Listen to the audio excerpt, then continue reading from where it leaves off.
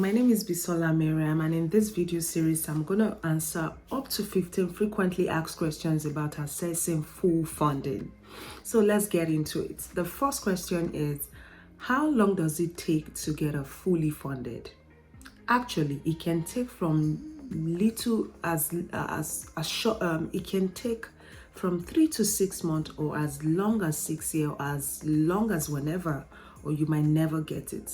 So the thing is, set a plan in motion, stick to the plan on a weekly basis or every 2 weeks, and you can get fully funded in 6 months or in a year if you work at it.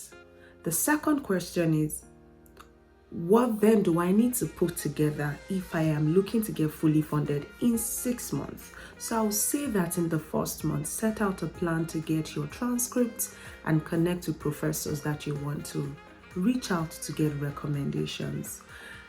Also, make a list of schools you're looking to apply to within the first month, or begin to search by connecting with old students who are also studying abroad. In the second month, set out a plan to begin to narrow down on the list of schools you want to apply to.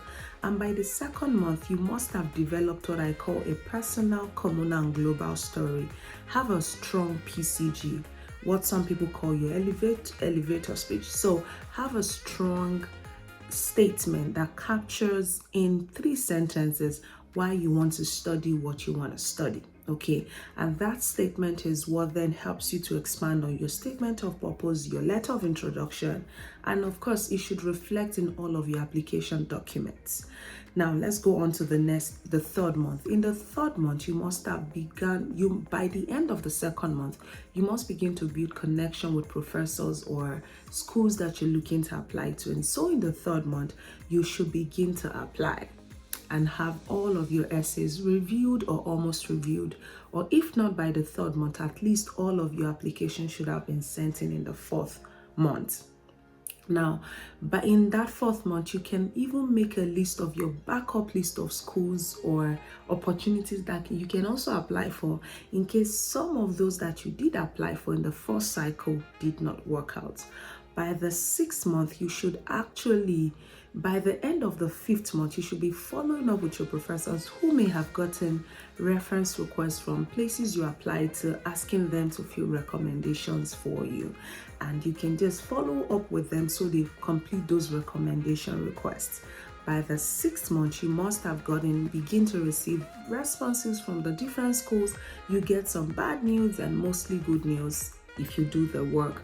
And by the end of the 6-month plan, you should be ready to go for your visa interview if a visa is required to go study where you're going. And by the end of that 6th month, you should have left your country, what we call in Nigeria Japa.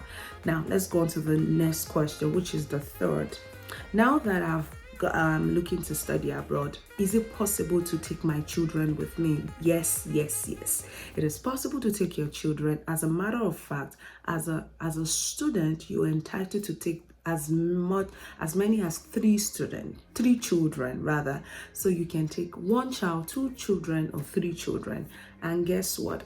As long as, of course, it's important to know that as long as these children have not gotten to the age of 18, you can take them with you. But when they are above 18, it becomes difficult to take them with you because they would be considered as children that can take care of themselves.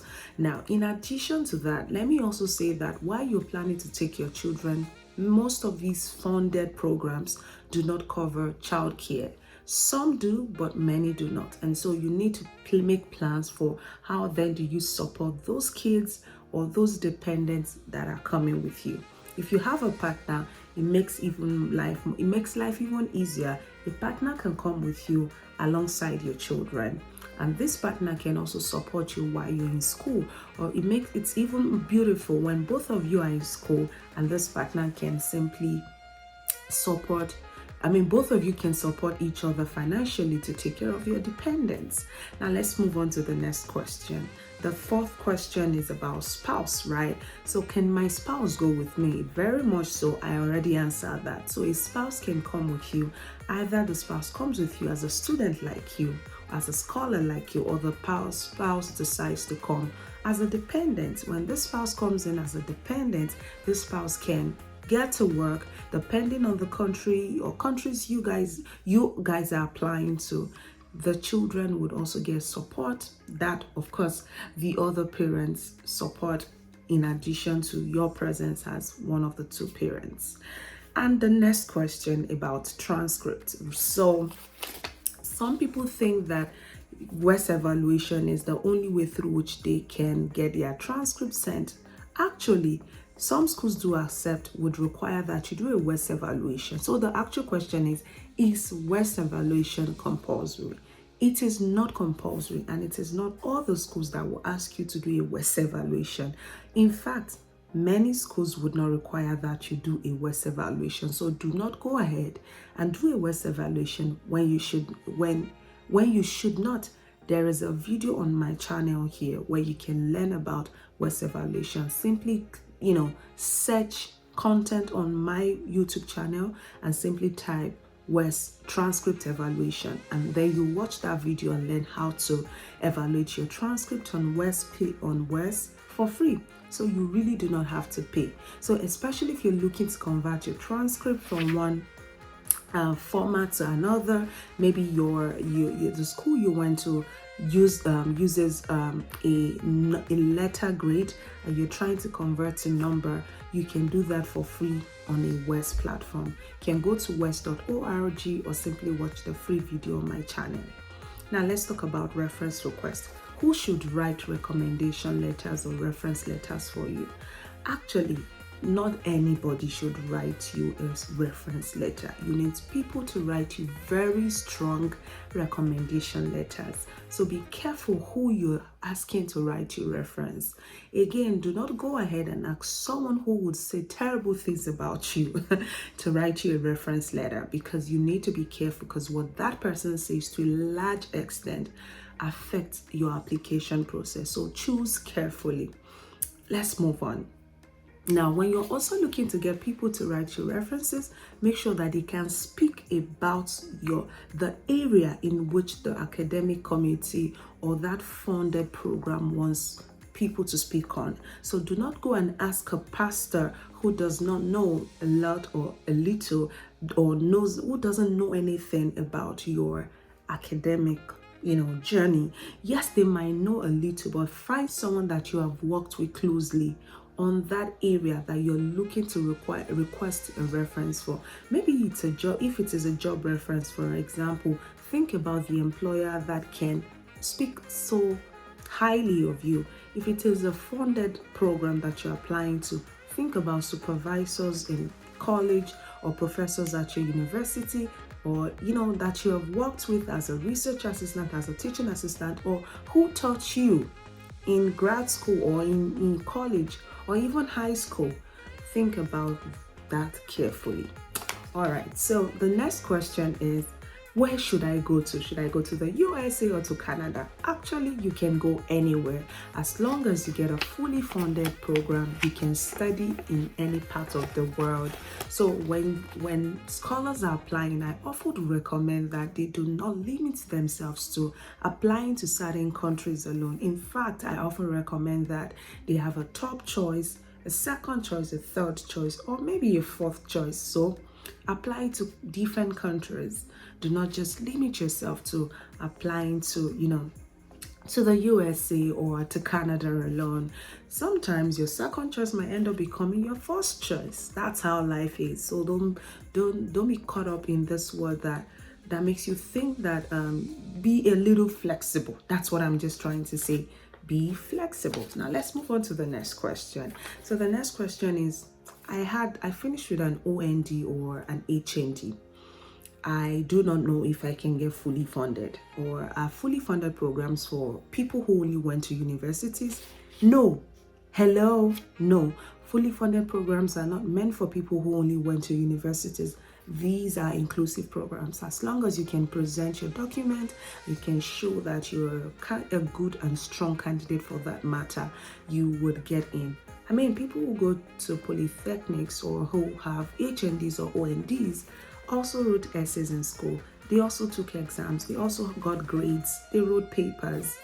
you can, once you can put your document together and send a strong application, it does not matter if you have an if you finished with an HND or a degree, all right, from a university or a degree from a polytechnic. It does not matter. Let's move on. So, are fully funded programs limited to certain areas? No, fully funded programs are not limited to certain areas. In fact, fully funded programs are open to people looking to get education in different areas. So do not think that fully funded programs are open to people who are focused on certain areas. So there is no limit to the opportunities out there. You just need to know the funding opportunities for your area. Now let's move on. So the next question is, someone says, I want to work, but I don't really want to go to school. But is it possible for me to get a short-term program that will allow me to work shortly after graduation? So I will tell you this. When I finished my first master's degree in the States, I got a full-time job, right? So I'm saying this here so that you know that now I finished my master's degree in 18 months, meaning in less than 2 years. So if you come in, you can actually take courses or be in school just for 3 semesters. And after those 3 semesters, you can actually get fully funded. Does that make sense? So let's move on. The other thing is, I want to work. So now, I already answered the part of not working, and let's move on to the next question. So are funded programs only for PhDs? No. Like I said, I finished a master's degree and it was fully funded. So fully funded programs are not limited to master degrees alone. All right. Now to the next question. So I finished my first degree in a certain area. Can I go or do something else or choose a different area that is not related to my first degree? Very much so. You can choose an area that is unrelated to your first degree, as long as you can tell a story or be able to convince the academic committee or the funding committee that you have moved in a geometric or arithmetic progression from where you are coming from to where you want to be. Meaning, let there be an explanation for how and why you are transitioning from that previous area to a different area. In my case, for example, I transitioned from a master's in communication, to now doing a master's and PhD in social work and a law degree. I was able to tell my story, in a way that made sense to the academic committee for these different programs, helping them understand why I chose to transition that way. All right. Transition in and go in that direction. So it is not impossible for you to do the same. So now, how do I connect to professors abroad when I'm looking to get their attention? The thing to get at their attention is to tell a good story. Like, you need so there's something I usually tell my scholars to do, and that is that they write a letter of introduction.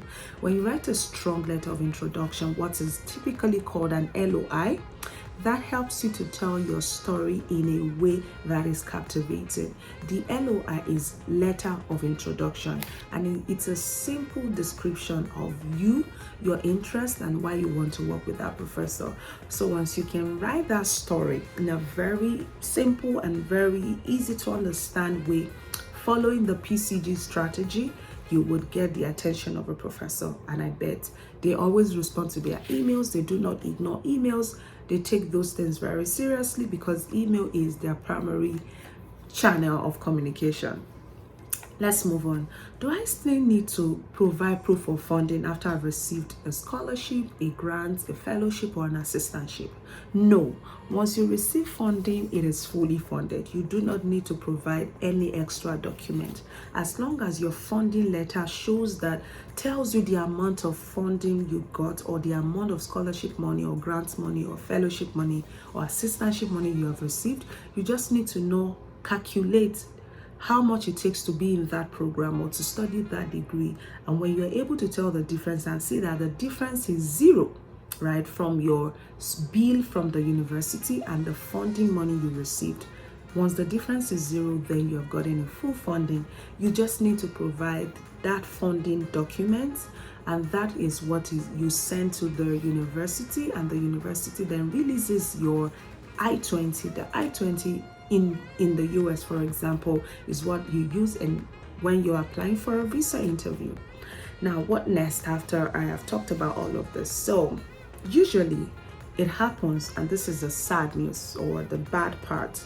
What happens after a visa denial? So if after I got in a fully funded scholarship grant, fellowship, or whatever, I go for a visa interview and I get denied, what do I do?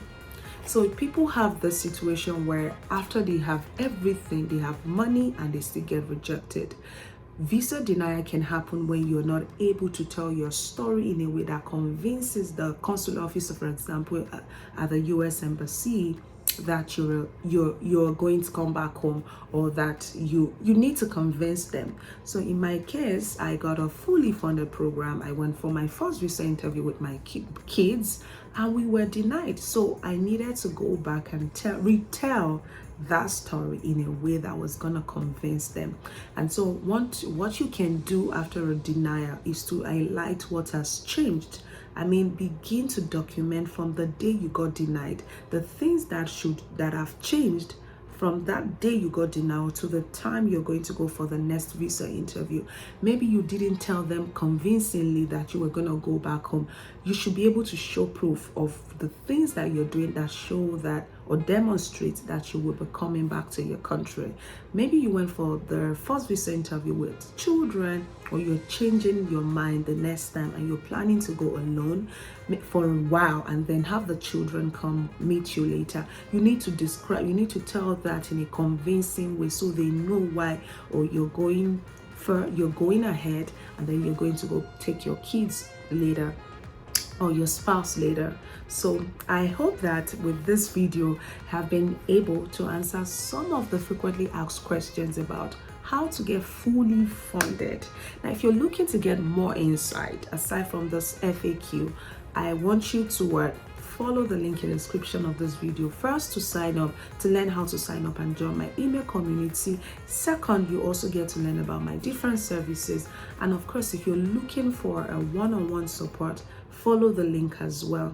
On top of that, I want you to do me a favor. There are a lot of people who are stranded on the journey to securing full funding, and you and I can bridge that gap. How do you do so? By sharing this video with up to 10 or 100 people today. It is free, and so make sure you share it and make sure that as many people as possible have this information, because knowledge indeed is power, and you and I can make that change. Will you do that? Thank you so much for watching, and if you found this really useful, leave a big shout out in the comment section, and make sure that you've also signed up to join any of our coaching programs if that interests you. Take care.